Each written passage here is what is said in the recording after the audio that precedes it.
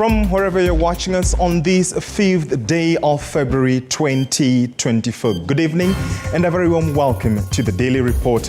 My name is George Maringa. Our sign language interpreter tonight is Catherine Simaloy.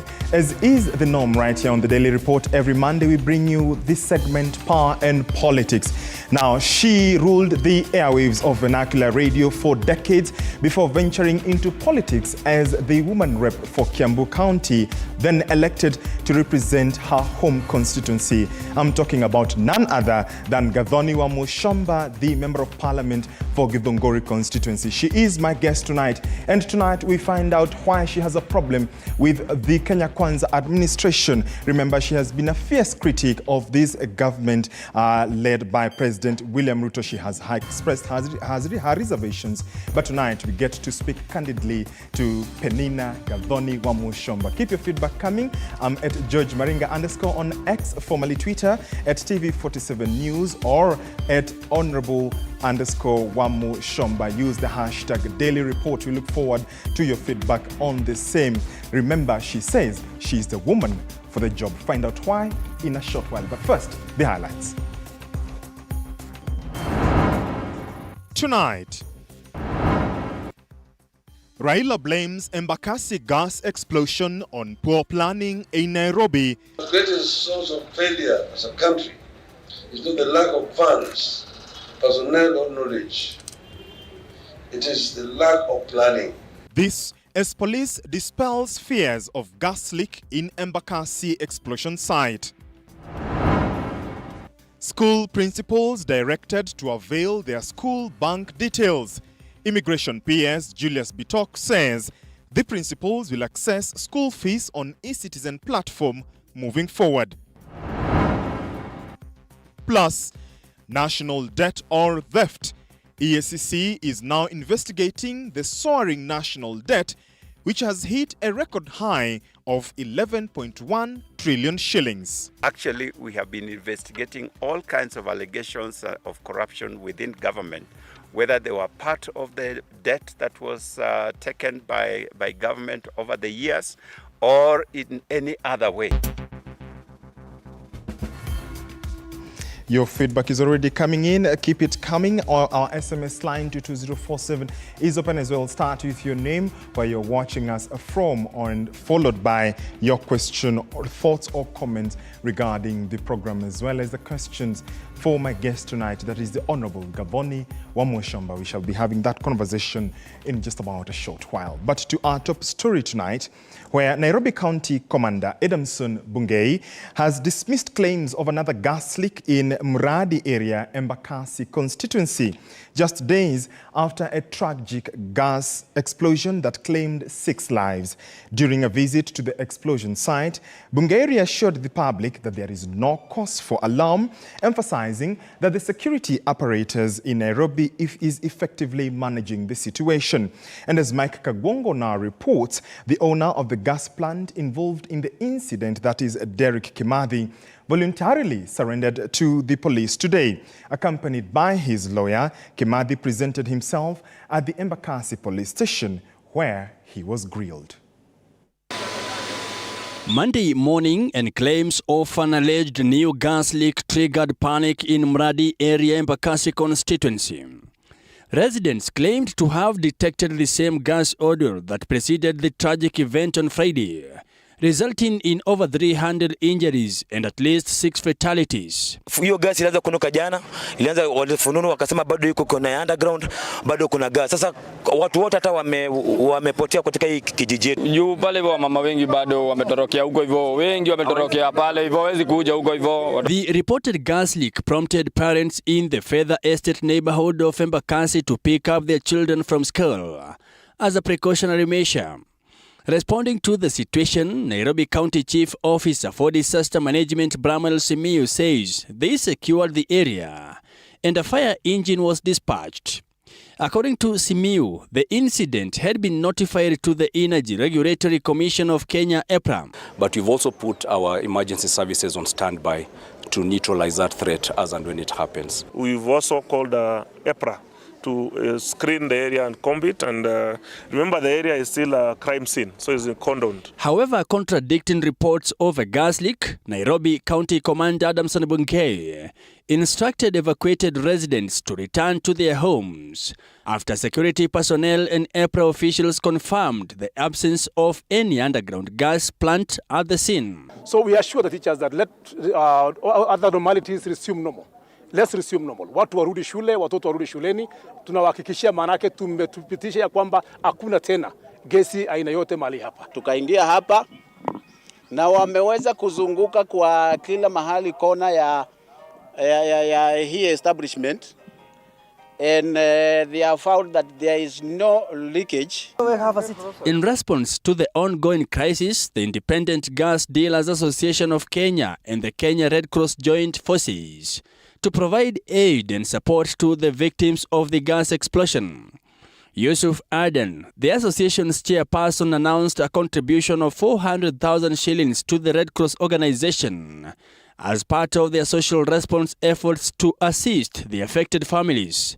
We are also intending to do a blood donation to the victims on various injured individuals who are also in various hospitals. We have assisted in coordinating the distribution of food and non-food items coming from various stakeholders, including government and the local leaders. Nairobi City County government confirmed that a total of 761 families were affected by the Thursday night gas fire in Embakasi. Mike Kagwango, TV47, Nairobi. Thank you, Mike, for that. A family in Ndia village, Kirinyaga County, is in mourning following the death of a mother and her son in the Embakasi gas explosion. Anne Nyagodhie and her one-year-old son were among the 6 casualties in the Embakasi fire incident. Wanji Sostin highlights on the plea for support as the family copes with the aftermath of this devastating event. At Ngugoine village in India, Kirinyaga County, a somber mood has enveloped Virginia Wambugo's homestead. The recent gas explosion in Nairobi City's Embakasi area claimed the lives of her daughter and grandson. The tragic incident, which resulted in 6 fatalities and numerous injuries, has left the entire community in shock. Virginia Wambugu, the bereaved mother, recounts receiving the distressing news of the explosion, only to discover the following day that her daughter Anne and grandson were among the 3 confirmed casualties. Nilisikia watu wamekufa 4, na alafu wengine walikuwa wamechomeka. Nikajiuliza mimi, oi, hao wenye wamekufa ni akina nani? Nisi ni watoto wenyewe. Asubuhi yake sasa ndio nilirauka. Nikasikia Nyagodhie alikuwa hapo na mtoto wake. Mtoto wake alikuwa anaitwa Masaria. Anakuja Disemba, akatoka huku Januari 15, akarudi Nairobi. Tulipatwa na mshtuko sana tuliposhuhudia ati ni watoto wetu wamechomeka kule Embakasi. The grieving family is now appealing for support from the government and well-wishers to assist them in the challenging task of organizing the funerals. Sisi tulistuka sana kwa sababu kuko na watu 4 walikufa. Wetu 2, mtoto na msichana walikuwa wetu, na sisi tulisangaa sana. Hakuna njia yote tuna 6 people died from the gas fire incident in Embakasi on Friday. Investigation into the matter is underway. Wanji Sostin, TV47. Thank you, Wanji, for that. May their souls rest in peace. The government has directed all national schools to submit their banking details to the Ministry of Education to facilitate the payment of fees through the e-Citizen platform. Immigration Principal Secretary Julius Bitok, in a statement, says the move will enhance the collection of school fees and promote transparency. According to Bitok, the Directorate of e-Citizen has set up a payment collection process that is convenient and transparent and will ensure principals are able to access the funds. Bitok says the implementation of the process will be undertaken in consultation with stakeholders.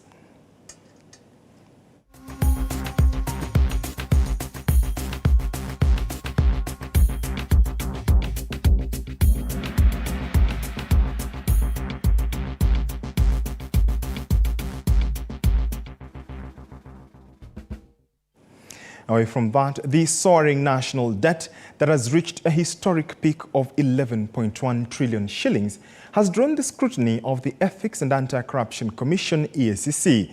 The EACC is currently investigating government officials from both the past and present regimes for their alleged involvement in the mismanagement of public funds acquired through debt. EACC chairperson Bishop Dr. David Ogende has disclosed that there are ongoing investigations into specific matters related to the issue. Moiga William has more details. The national public debt, now standing at 11.1 trillion shillings according to the National Treasury, has sparked widespread concern. The breakdown reveals a domestic debt of 5 trillion shillings and foreign debt of 6 trillion shillings. This financial situation has not only captured the attention of the general public, but has also prompted the Ethics and Anti-Corruption Commission, EACC, to take action.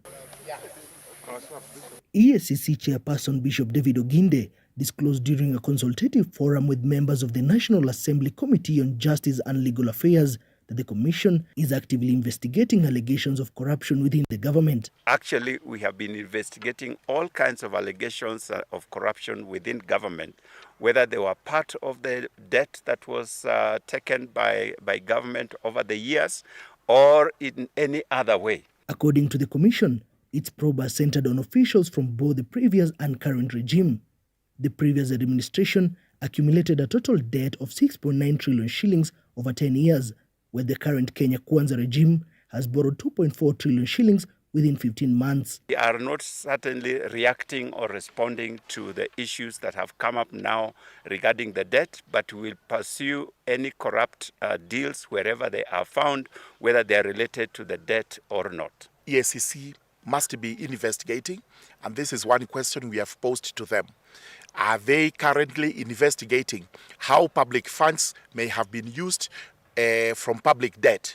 And if so, what are the results and what action is going to be taken? However, in the consultative forum that brought together the EACC, the Justice and Legal Affairs Committee, the Office of the Director of Public Prosecution and the Judiciary, stakeholders emphasized the urgent need to fortify the legal framework to prevent the reckless misuse of public funds. And if you look at the key reason is that muliachagua viongozi mbaya. Nguruwe anajikanga na bas, sasa nyinyi mnajikanga na mafuta yenu. You went and voted for some funny guys and then you are complaining the EACC is not working. We cannot be everywhere. This is a country of 55 million people. We have loopholes here and there, which is what we are looking at.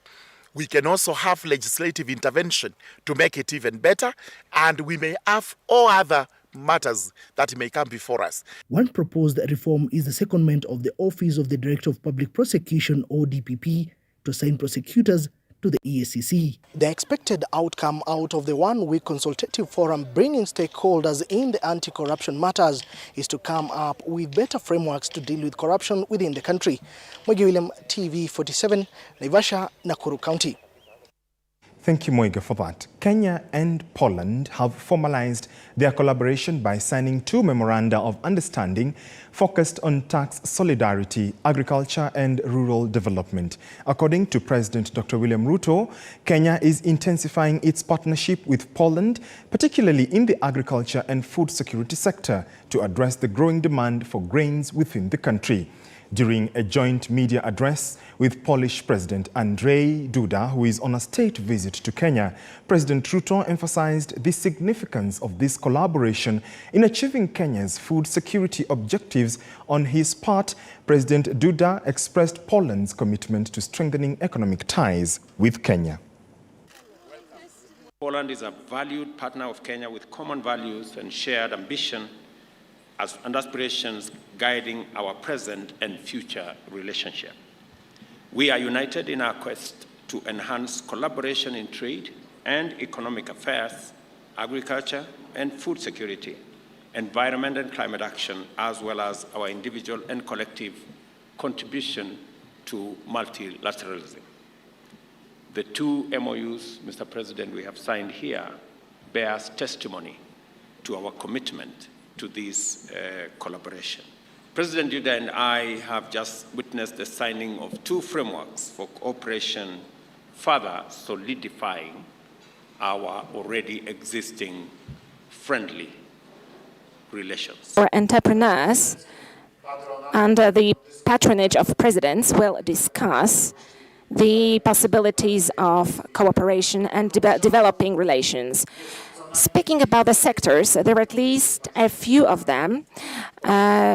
Just a moment ago, we witnessed the signing of very important memoranda shaping future cooperation, among others, in the field of agriculture and rural development.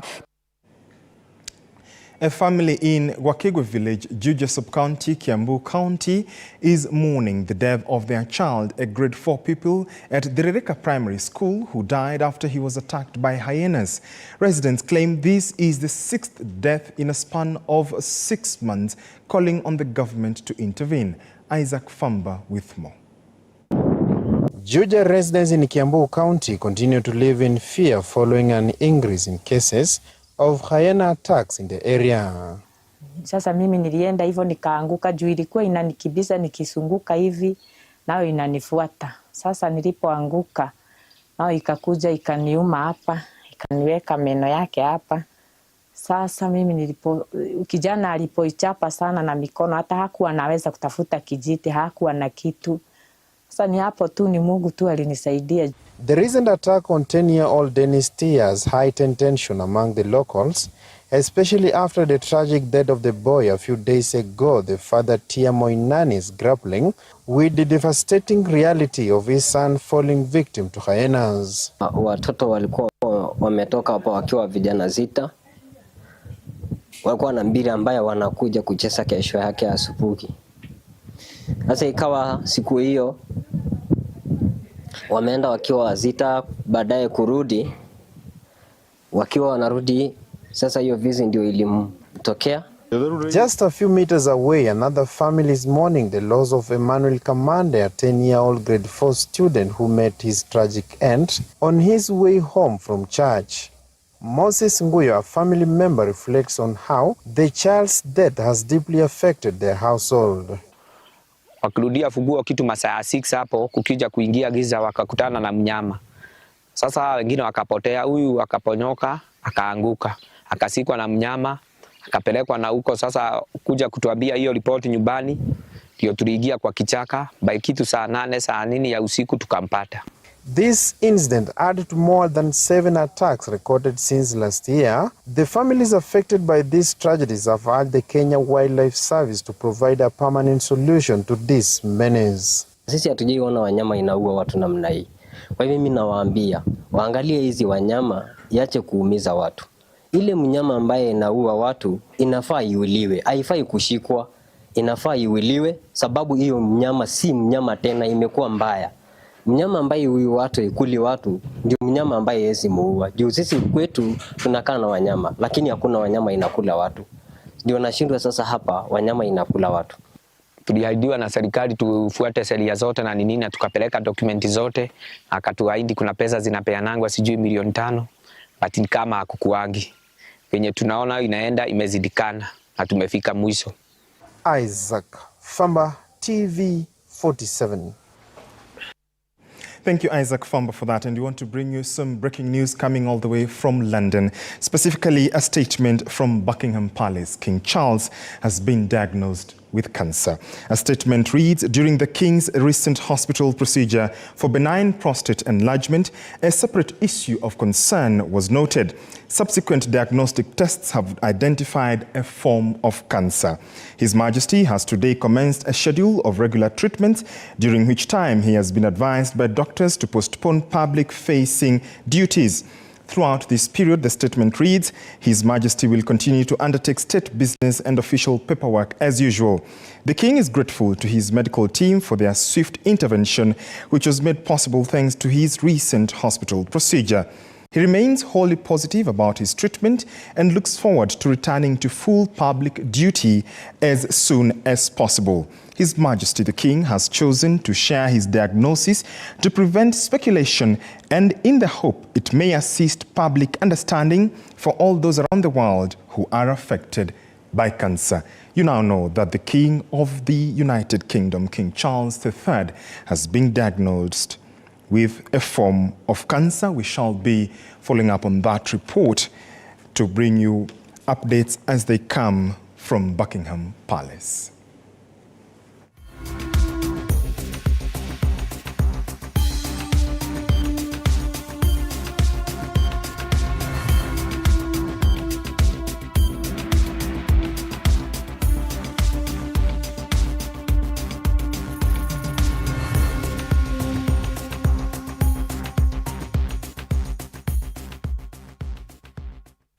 The statement from Buckingham Palace just this evening of the announcement that King Charles III has been diagnosed with cancer, a form of cancer. The statement says that during the King's recent hospital procedure for benign prostate enlargement, a separate issue of concern was noted. Subsequent diagnostic tests have identified a form of cancer. His Majesty the King has today commenced a schedule of regular treatments, during which time he has been advised by doctors to postpone public-facing duties. Throughout this period, His Majesty will continue to undertake state business and official paperwork as usual. The King is grateful to his medical team for their swift intervention, which was made possible thanks to his recent hospital procedure. He remains wholly positive about his treatment and looks forward to returning to full public duty as soon as possible. His Majesty has chosen to share his diagnosis to prevent speculation and in the hope it may assist public understanding for all those around the world who are affected by cancer. That statement coming in moments ago from Buckingham Palace regarding the announcement of King Charles III, who has been diagnosed with cancer. We shall be following up and updating you when we receive more updates regarding this issue from Buckingham Palace.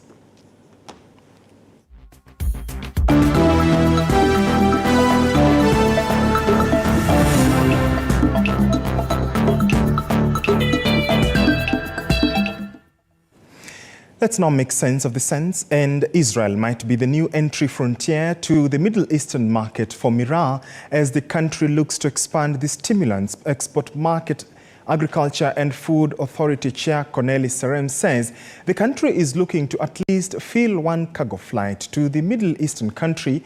After much consultations with the corresponding government, the country has been relying solely on Somalia as a destination market after the UK ban about a decade ago.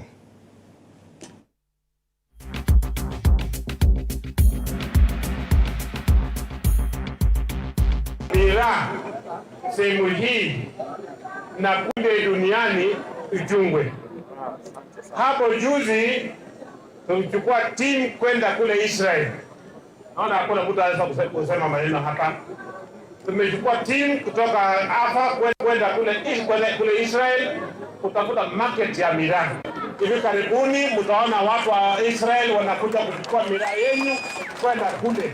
Kwa hivyo watu wanaambiwa ile bei ambayo wanauza miraa yao. Kama ni gunia moja ambayo ilikuwa inauzwa 1160 ama 80 ama 1200, wanasema inafaa kuuzwa 1070. Kwa hivyo ni vizuri tuangalie pia wakulima waweze kupata leseni, pia na wao waweze kuuza miraa pale nje, waweze kupata pesa. The government has been urged to come up, or rather to keep up with ICT global telecommunication standards to avoid becoming the dump yard of counterfeit and substandard equipment. This as Information, Communication and Digital Economy Cabinet Secretary Eliud Owalo says the government is keen on the distribution and commercialization of the locally assembled smartphones, with about 194,000 units having been assembled so far. He says the assembly plant, which churns out 4,500 units a day, will ensure last-mile connectivity is effective and beneficial to undeserved communities. He shared these sentiments at the regional preparatory meeting for the upcoming World Telecommunications Standardization Assembly happening later this year. In a proactive manner, we foresaw a situation where we may have a deficit in the market in terms of the number of Kenyans who have got access to smart-enabled telephones. So to facilitate universal connectivity. You have a conversation with the rest of the world, they also have their own proposals. Now, the key issue for Africa is that we are net consumers of standards. And so our challenge essentially is to ensure that the standards, that the equipment that we bring here are those that meet our standards in terms of our communications needs.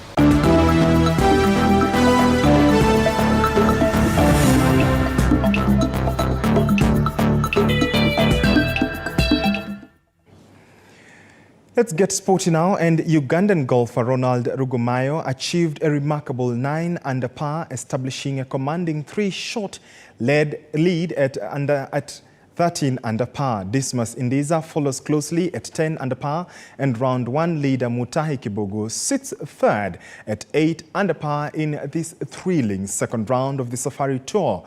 The competitive landscape has shifted as the field has been reduced following a rigorous cutoff, leaving only 24 players from the initial 67 to vie for the coveted 1 million shillings purse. As the final leg of the season unfolds, anticipation builds for the unveiling of the magical Kenya Open qualifiers after this riveting competition. It was a good round, I must say. I played 9 under, 9 birdies and 9 pars. Yeah, it was a good round. It was one of my best rounds I've ever played in Kenya.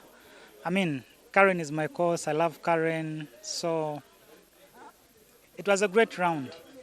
I just have to keep the same strategy, play within my ability, shot after shot, and I enjoy my day. Gor Mahia's talisman Benson Omala has joined Algerian JS Sakura Football Club on loan for the rest of the season. The 2022-2023 FKF season top scorer joins JS Saoura with the possibility of a permanent move once the season culminates, if only he impresses the Algerian side during his loan spell. The forward will pocket at least $8,000.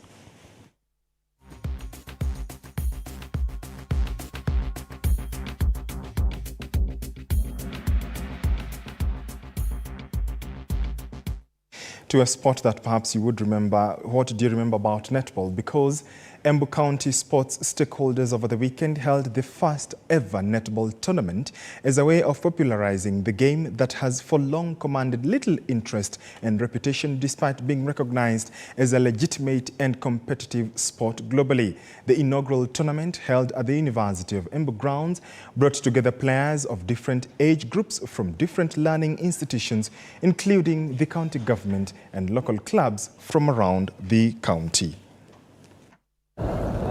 Huu mchezo wa netball aidha ni upande wa secondary, upande wa primary, upande wa county government umekuwa kuwekwa pale pale kando kando. So sisi kama stakeholder wa sport ya Embu County tukakaa chini tukasema lazima tutengeneze vilabu za netball na tuanze kuwahusisha katika michezo kama vile soka, volleyball na vile games zingine zinafanya. Ni tunaona timu zingine kama football wanaendelea vizuri, na sisi pia tunataka kunurture talents kwa girl child. Wale wako katika JSS, wale wako katika secondary school, wale wa vocational training centers, na wale wako universities pia, na sisi wafanyakazi wa serikali. Pia kwa wamama, wale wako na fitness clubs, wote tuliwaita wakuja hapa tushirikiane pamoja tuweze kuendeleza hii mpira ya netball. Through tournaments huwa tunajifunza a lot, juu tunapata skills ambazo hatukuwa nazo. Unaona? Okay, in a game there is lose or win. Unaona? Na msipo win, mnaweza kutoka hapo na skills ambazo mtenda mfanye practice, alafu iwapatie that knowledge na better your skills. I'm going through some of your feedback. You say, hi, it's Hillary. You're watching the show. Kim Tai from Mount Elgon, you say you're watching. Thank you so much for that. Halima from Marsabit, you're also saying you're looking forward to the interview with Gathoni Wamushomba. Also, just to remind you of breaking news that came in a little bit earlier on is that King Charles III has been diagnosed with cancer, and of course, we shall be updating you about that and much more. Now, time for that all-important conversation with my guest, that is the Honorable Gathoni Wamushomba. She is the Member of Parliament for Githunguri constituency, a constituency that she was born in. I began by asking her